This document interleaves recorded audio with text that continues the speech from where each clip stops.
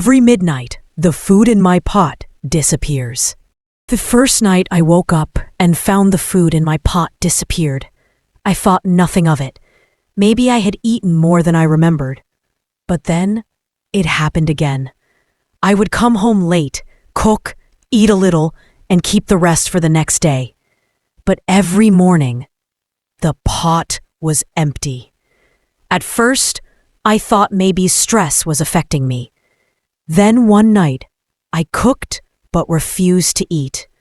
I made a full pot of rice, placed it neatly on the stove, and sat in the living room with the lights off. My heart was beating fast. I wanted to see with my own eyes what was happening.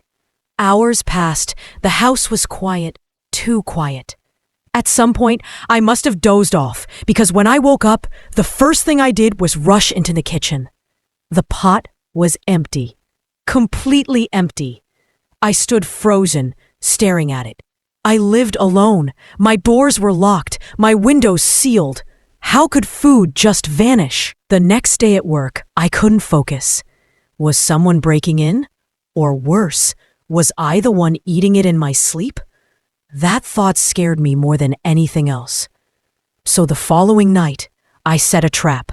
I placed the pot down again, but this time I sprinkled flour across the kitchen floor. If someone walked in, their footprints would remain. If it was me, I would know too. At exactly midnight, I heard a sound. Soft, almost like a spoon scraping a plate. My skin crawled. I sat up, barely breathing. Then, silence. I rushed to the kitchen. The food was gone again, but this time, there were no footprints at all. Only the pot, perfectly clean, as if nothing had ever been cooked. And that's when I realized something in this house didn't want me to eat. I couldn't sleep after that night. My mind kept replaying the sound I heard, the faint scrape of a spoon in the kitchen.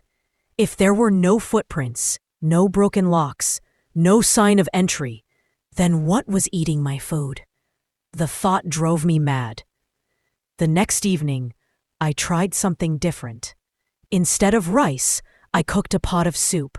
The smell filled the house, rich and heavy.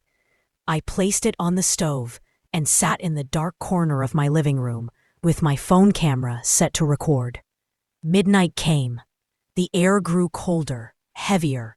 I could hear the ticking of the wall clock, louder than usual, each second dragging into my ears.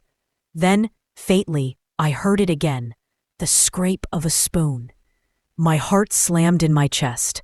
I grabbed my phone, rushed to the kitchen, and froze. The pot was empty. Steam still rose from it, as if someone had just finished eating.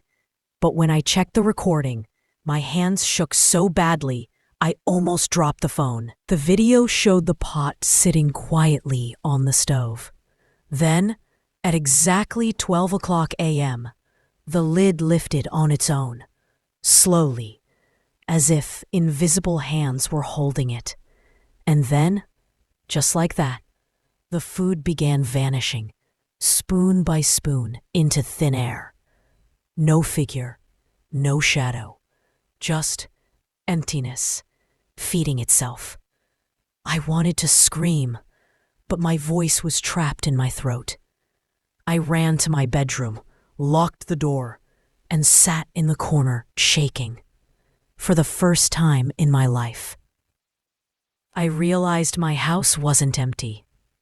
Something else lived with me, and it only woke up at midnight. After watching that recording, I couldn't think straight. How could food vanish spoon by spoon without a single person there? I told myself I wouldn't stay another night in that house.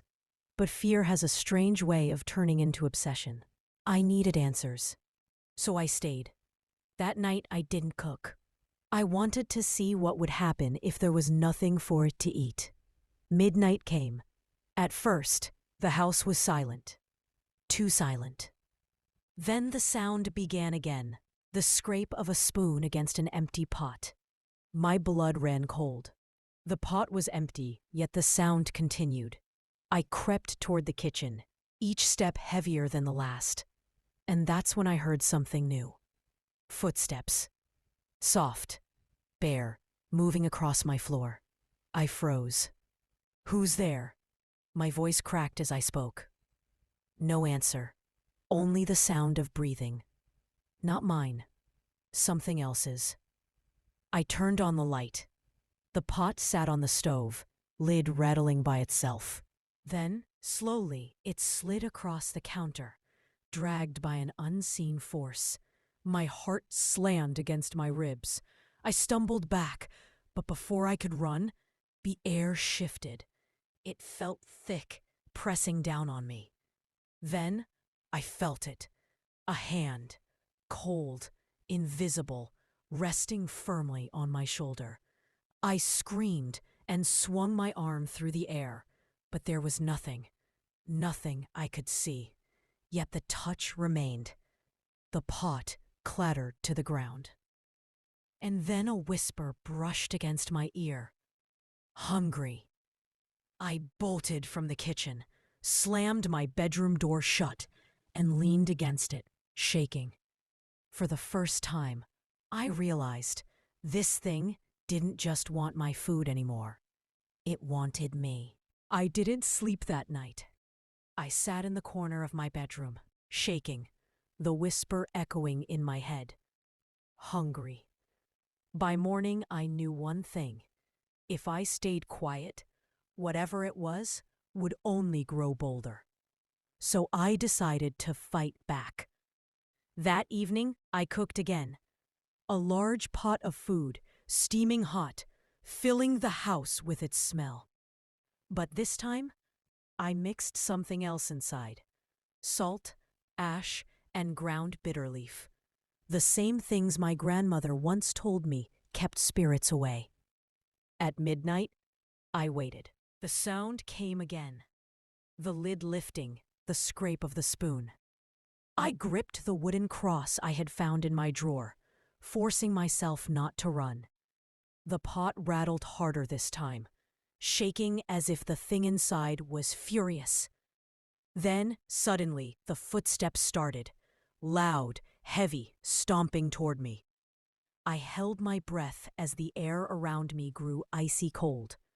Then came the whisper, right beside my ear. "You cannot stop me." I lifted the cross and shouted, "Then eat!"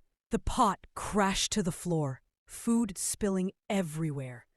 The smell of the bitter mixture filled the room. At first, silence. Then a scream, loud, piercing, not human. The walls shook as if the house itself wanted to tear apart. I stumbled back, covering my ears until the sound faded. When I opened my eyes, the food was untouched, lying cold on the ground. For the first time in weeks, nothing moved. No spoon scraped. No whisper followed me.